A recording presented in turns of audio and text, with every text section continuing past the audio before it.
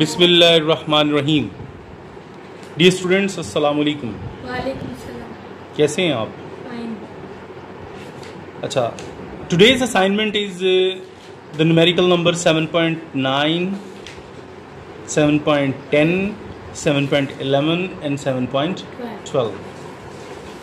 वैसे तो ये पॉइंट के बाद हम 7.10, 7.11, लेकिन चूंकि ये नंबरिंग है, 7 यहाँ चैप्टर नंबर को शो कर रहा है, 12 न्यूमेरिकल नंबर को शो कर रहा है, इसलिए यहाँ पे 11, 12 भी हम पढ़ेंगे। अच्छा, an object has wait 18 Newton in air. यानी गिवन डेटा में हम अगर ऑब्जेक्ट का वेट राइट करते हैं, वेट इन एयर कितना जी? 18 newtons. Its weight is found to be 11.4 newton when immersed in water. यानी जब उसे पानी में डुबोया गया तो उसका वेट कितना था? 11.4 newton. Weight in water 11.4 newton. Okay. अच्छा, आगे सवाल क्या है उसका? Calculate the density of the material and can you guess the material of the object. यानी आपको जो है वो दो चीज़ें मालूम करनी है, एक तो डेंसिटी और दूसरे नंबर पे जिस मटेरियल का वो बना हुआ है वो भी आपको फाइंड करना है। ओके।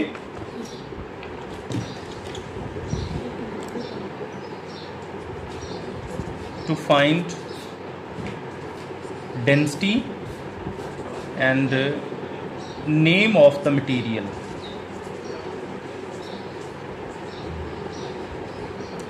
जो नेम ऑफ द मटेरियल है वो आपको डेंसिटी जो कैलकुलेट करेंगे वहाँ से आपको आइडिया मिलेगा। ओके, तो दोबारा ज़रा देख लें कि एक ऑब्जेक्ट आपने लिया है जिसको अगर आप स्प्रिंग बैलेंस की मदद से हैंग कर लें तो वो जो हवा में वजन दे रहा है ना, वेट इन एयर, वो है 18 न्यूटन। अब अगर इसी सिस्टम को आप पानी में डुबो दें,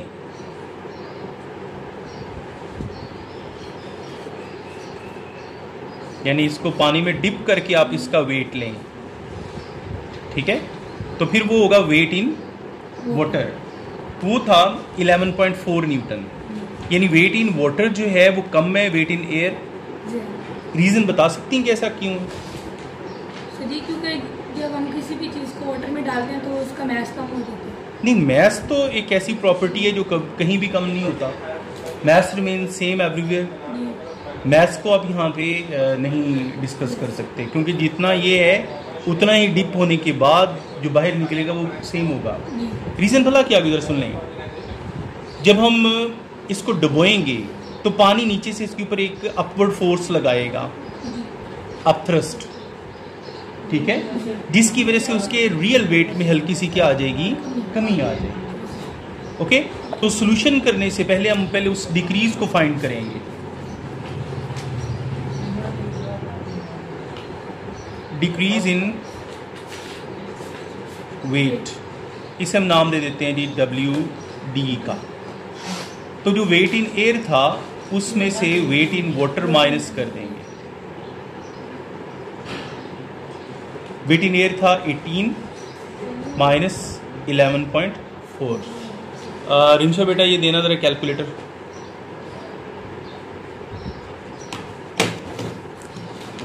एटीन में से आपने 11.4 को क्या करना है? माइनस।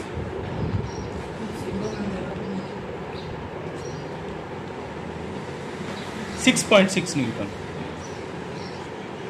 अच्छा, अब जरा देखें कि जिस चीज में आपने इसे डिप किया है वो क्या है? वो है वाटर, ठीक है। तो हम डेंसिटी ऑफ वाटर भी यहां पे राइट करेंगे।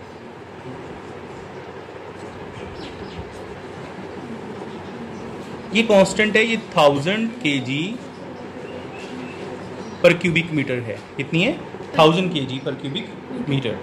ओके, इसको सिंबल दे देते हैं जी रो का, रो ऑफ वाटर, ठीक है, डेंसिटी ऑफ वाटर। अब अगर आपने डेंसिटी ऑफ ऑब्जेक्ट लेना है तो उसके लिए जो फॉर्मूला हम यूज करेंगे,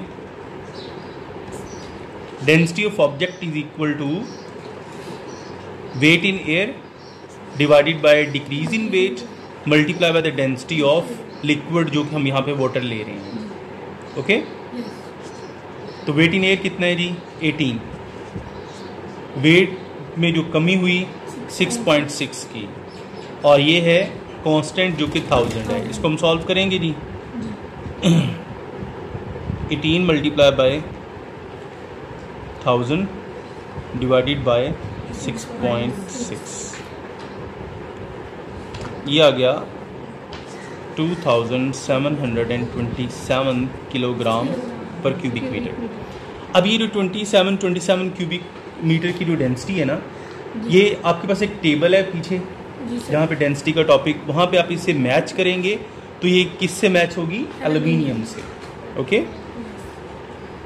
तो नेम ऑफ द मटेरियल में आप क्या लिखेंगे? As its value is close to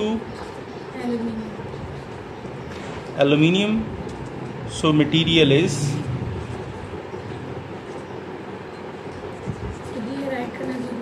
ji. Okay यानी से आपको रीजन का पता चल जाएगा कि इसको हमने एल्यूमिनियम का नाम क्यों दिया है. ओके तो फिर ये एल्यूमिनियम का ऑब्जेक्ट है जिसको आपने यहाँ पे डिप किया. ओके नेक्स्ट न्यूमेरिकल पे आते हैं, नंबर 10 पे.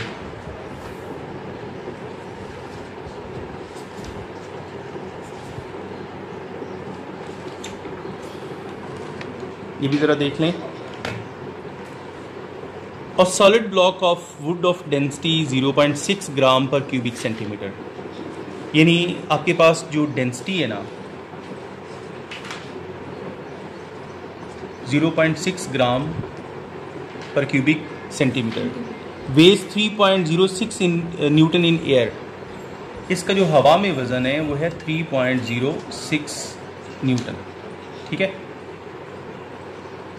अच्छा अब हम इससे ना मैस निकाल लेते हैं. W का फार्मूला क्या होता है? mg. G की जगह 10 लगा दें, 10 उधर जाके डिवाइड हो जाएगा तो मैस आ जाएगा 0.306 kg. क्योंकि यहाँ पे यूनिट न्यूटन था इसलिए जो मैस है वो SI में आएगा क्योंकि फोर्स का यूनिट न्यूटन है. ठीक है. अब यहाँ हमारे पास है ड्राइव्ड ग्राम. ओके यानी जो बेसिक यूनिट ग्राम है मैस का, तो आप इसको ग्राम में ले जाएं तो उसके लिए फार्मूला हम क्या इस्तेमाल करेंगे? यानी किलोग्राम से ग्राम में ले जाने के लिए मल्टीप्लाई करेंगे 1000 से, तो मैस आ जाएगा 306 ग्राम्स. ओके अच्छा ये हमने यहाँ तक पढ़ के किया. अभी determine the volume of the block. It means ये दो कंडीशंस हैं, आगे ए और बी दो अलग हैं, इसलिए मैंने यहाँ पे रो नंबर 1 यानी डेंसिटी नंबर 1 का नाम दे दिया. टू फाइंड में उसने पहले ही ए में बोला हुआ है वॉल्यूम ऑफ द ब्लॉक, यानी क्या डिटरमिन करना है? V1. फिर बी में एक और चीज़ भी कह रहा है, the volume of the block immersed when placed freely in the liquid of density 0.9 ग्राम पर क्यूबिक सेंटीमीटर. यानी V2 आपने निकालना है इफ ρ2 इक्वल्स टू 0.9 ग्राम पर क्यूबिक. इसका मतलब ये हुआ कि हमारे पास इसमें से हमने चीज़ें जो आगे सॉल्व करने के लिए क्या लेनी है? Mass, density number 1, density number 2. Solution mass चूंकि कांस्टेंट है, जैसे थोड़ी देर पहले मैंने बोला कि ये हर जगह क्या रहता है? इसकी वैल्यू में कोई चेंज नहीं, इसलिए मैंने इसके साथ कोई 1, 2 का नाम जिस मर्जी लिक्विड में आप इसे डिप करें मैस की वैल्यू क्या रहेगी? इक्वल. ओके अच्छा अब इसके सॉल्यूशन की तरफ आते हैं. ए का सॉल्यूशन हम अलग करेंगे और बी का अलग. ठीक है. अच्छा देखें जो डेंसिटी आपको पता है कि वो मैस बाय वॉल्यूम है. ठीक है. और अगर हम वॉल्यूम लेना चाह रहे हैं तो ये वॉल्यूम इधर चला जाएगा, डेंसिटी इधर आ जाएगी. So V equals to m by rho. V1 लेने के लिए m बाय रो 1. m की जगह पे 30 6 और रो 1 की जगह पे 0.6। इसको अगर हम डिवाइड करते हैं ना तो 306 डिवाइडेड बाय 0.6 510 आ जाएगा। जी सर। ये आपका पहला हल हो गया। अब सॉल्यूशन बी पे आते हैं। इसके लिए V2 equals to m by rho 2। Okay, m की जगह पे वही 306 और रो 2 की जगह पे हम लगाएंगे ये वाली value 0.9। 306 divided by 0.9।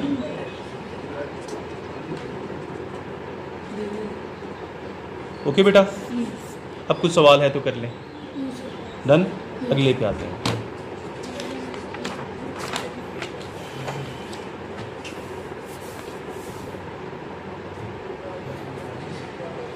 .11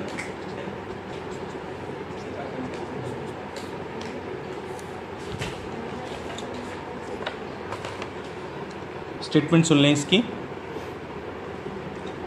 the diameter of the piston of a hydraulic press is 30 centimetre.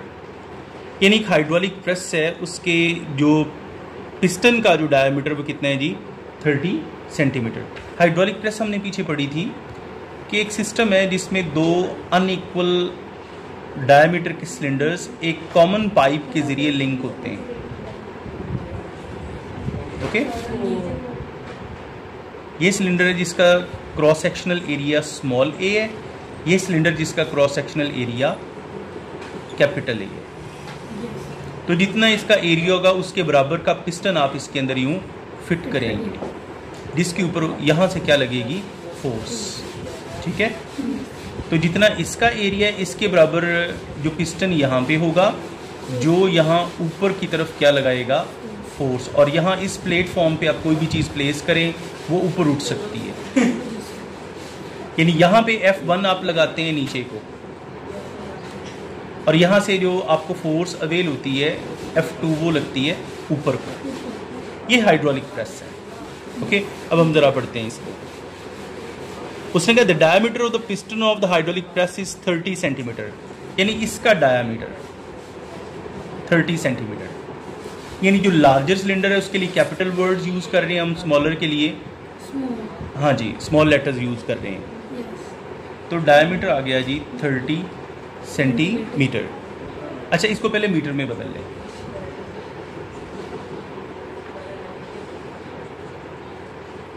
.3 metres. हमारे पास जो फार्मूला है ना वो F2 by F1 is equal to capital A by small a है।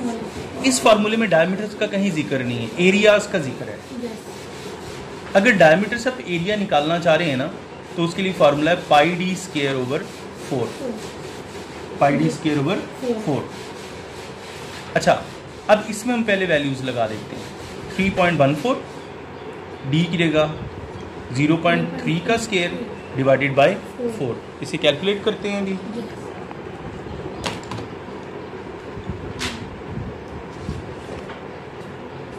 .14 मल्टीप्लाई बाय 0.3 का square divided by 4, 0.07065।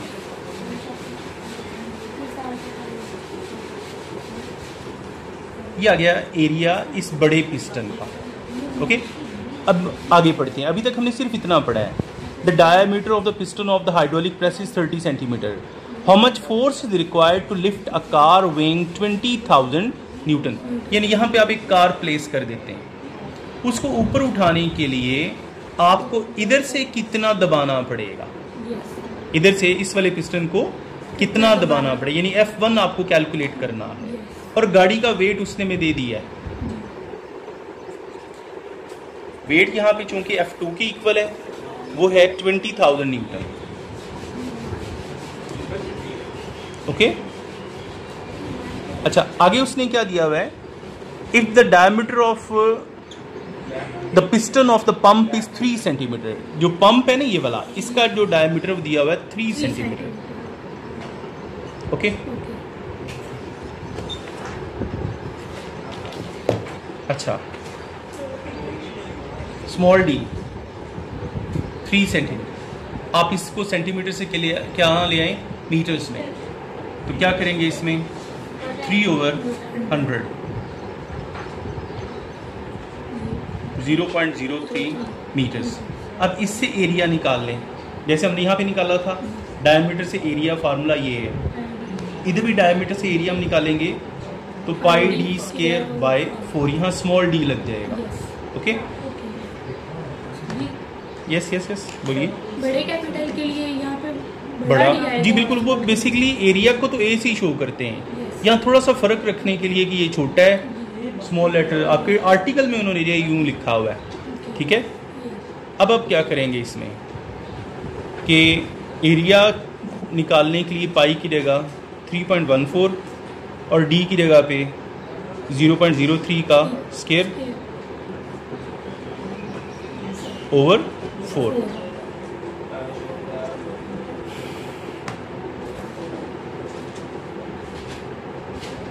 Three 3.14 multiply by 0.03 का square divided by 4, ये आ जाएगा 7.065 multiply by 10⁻⁻⁴ square metres. Okay बेटा।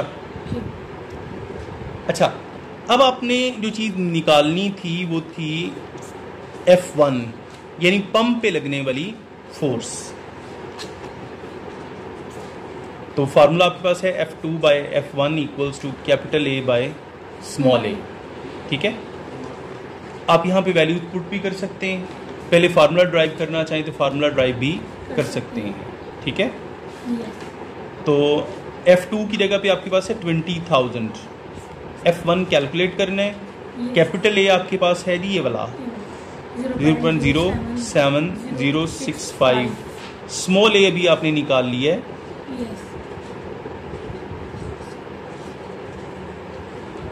ओके। क्रॉस मल्टीप्लाई कर दें,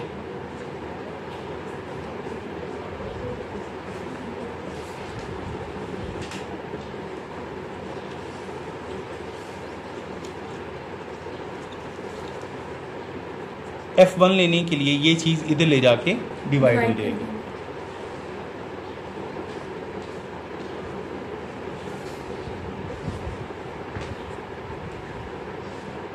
यहाँ 4 है, ठीक है, ये वाला 0.07065, ओके।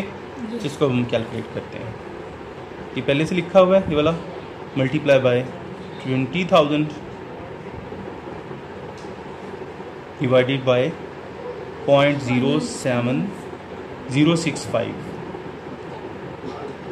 ये आ जाएगा जी F1 equals to 200 newtons, okay. तो कि आखिरी वाला न्यूमेरिकल है जी 7.12।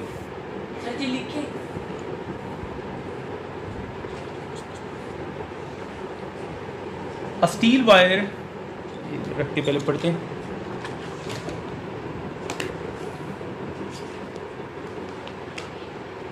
A steel wire of cross sectional area 2 × 10⁻⁵ square metre, area दिया हुआ है उसने, यानी एक स्टील वायर है आपके पास जिसकी ये वाली मोटाई, ये यहाँ से इधर से और इधर, इसे कहते हैं इसका क्रॉस सेक्शनल एरिया, ठीक है। और वो एरिया गिवन है जी 2 × 10⁻⁵ स्क्वायर मीटर का।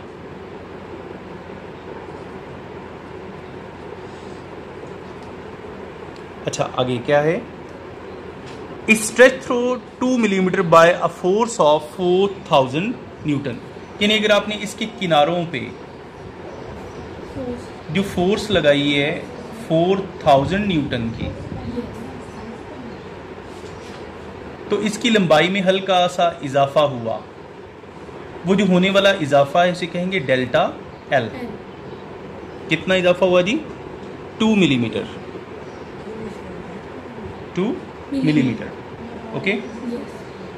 अच्छा, इसके बाद उसने कहा find the Young's modulus of the wire, the length of the wire is 2 metre.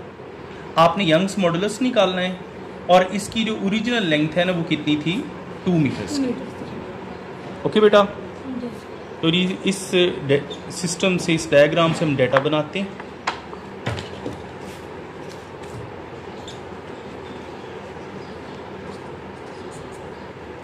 Ji, cross sectional area वो था 2 × 10⁻⁻⁵ स्क्वायर मीटर।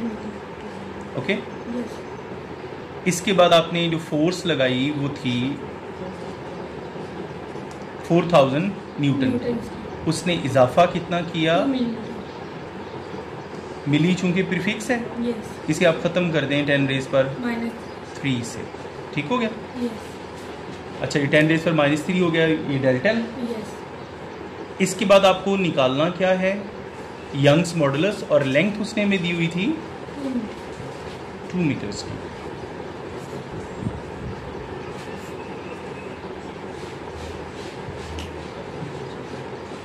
फॉर्मूला इसमें जो हम इस्तेमाल करेंगे ना, Young's modulus F×L over A × delta L, ठीक है। F × original length over A × increase in length, A mean area. F की जगह पे 4000, ओरिजिनल लेंथ थी इसकी 2 मीटर, और एरिया कितना है जी, cross sectional area multiply 10⁻⁵ square metre, और डेल्टा एल कितना 2 मिलीमीटर, जिसे हमने कन्वर्ट करके लिखा हुआ है। यस। ओके, अच्छा, अब हम पहले ऊपर वालों को मल्टीप्लाई कर लेते हैं, वो तो हो गया ना 8000, नीचे वालों को भी मल्टीप्लाई कर लेते हैं। 2exp-5 multiply by 2exp-3, 4 × 10⁻⁸। अब 8000 divided by answer equals to 2 × 10⁻11, कितना आ गया,